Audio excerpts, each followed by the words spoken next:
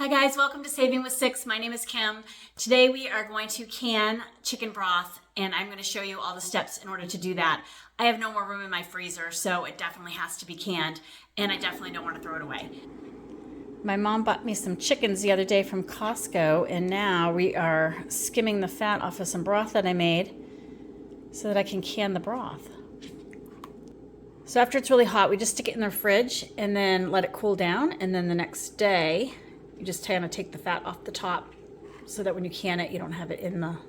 It's just some boiling water in this pan, and then I'm just going to drop the lids in, put them on the stove and let them boil and let the rings get a little bit softened up so they'll vacuum seal down on the jars really well. And then we're going to fill these jars up with the broth and put it into the canner here. And this canner has 2 layers. Do a whole layer at the bottom and you can do a whole layer at the top. And I will link this in the description down below. I think I got it off of the Amazon. But that's kind of what the lid looks like. And I just leave it on 3 for the pressure. I regulate it mostly with the heat of the stove, but I leave the vent on 3 all the time.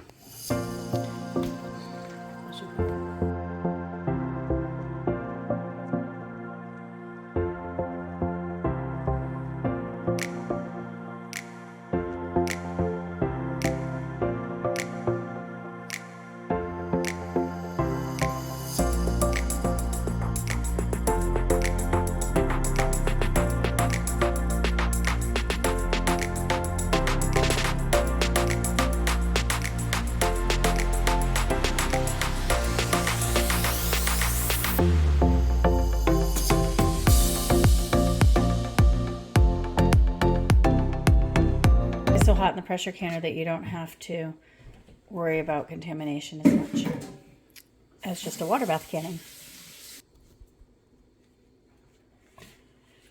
And then you just take some vinegar, white vinegar, on a cloth like this, and then you wipe the rims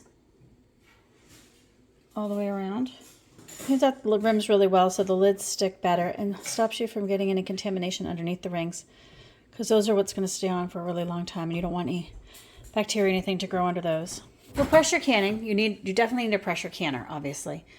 For water bath canning, you can just use a big pot. But the 2 specialized things that I find are helpful are these 2 right here. These pull the jars out when they're really hot, and this gets the lids out. It's a magnet, and it gets the lids out because those are going to be really hot as well. I'll link down below for a couple of these items that are relatively inexpensive. I'll put a link down there so you guys can grab those if you'd like. Just going to take the magnet, take the lid out, and place it on the jar. Usually I can do it with 1 hand or 2 if I'm not holding a camera.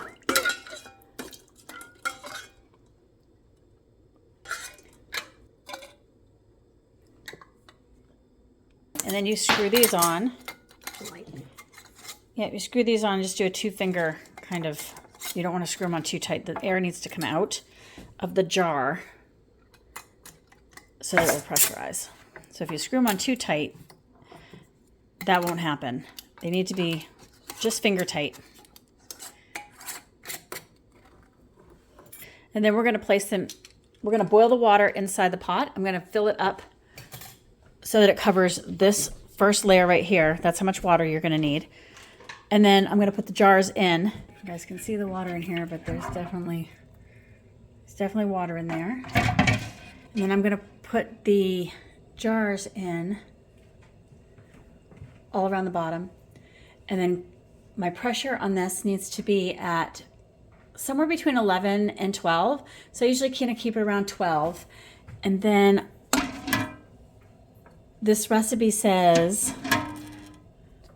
for this size jar to can for 20 minutes, but because of my altitude, I need to can for 25 minutes. So you'll just need to know your altitude and what the adjustment is for you. But I'm at a higher altitude than what the average is, so I need to add 5 minutes whenever I can anything. Okay, so I'm just going to turn it on. We're going to set the pressure to, nope, you got to leave it open. We have to leave it open and let it vent for 10 minutes. And then once it's done venting, you'll start seeing steam come out. I'll time it for 10 minutes. And then once it's done venting, I'm going to put it on 3. And then we're going to cook it for 25 minutes. Okay, I don't know if you can see on video or not the steam coming out, but it's like it's right there coming out. So I just set the timer for 10 minutes. And once the timer goes off, I'm going to flip this to 3, block the steam from coming out, get the pressure up, and then we're going to can it for 25 minutes.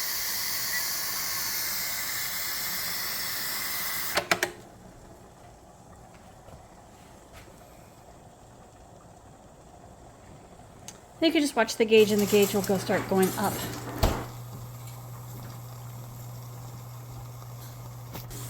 Okay, when the timer goes off, you just turn the burner off.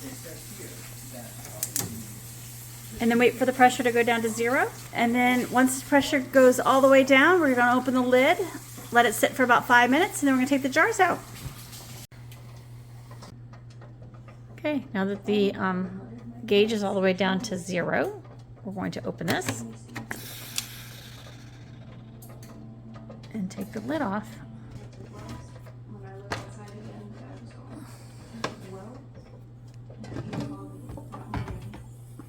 And then we're just going to let it sit here untouched for about 5 more minutes. Okay, so now here's where this little tool comes into play. This little tool right here.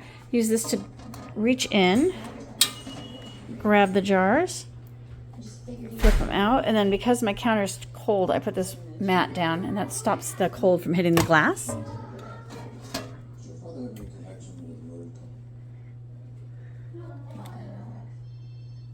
And soon we'll hear some popping sounds, hopefully, coming from the tops of the lids.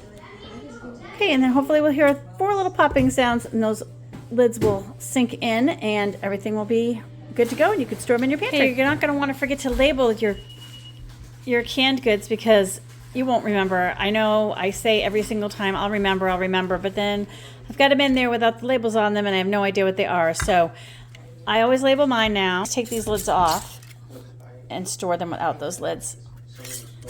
You can get rusty, and they're not necessary. That's it, and just store them away. If you like this video, please give me a thumbs up and subscribe to my channel. I'd love to be able to do more videos like this for you. If you'd like to see more videos like this, click over here, and YouTube will suggest some videos for you here, and subscribe right here. Thanks for watching my video, and I hope to see you in the next one.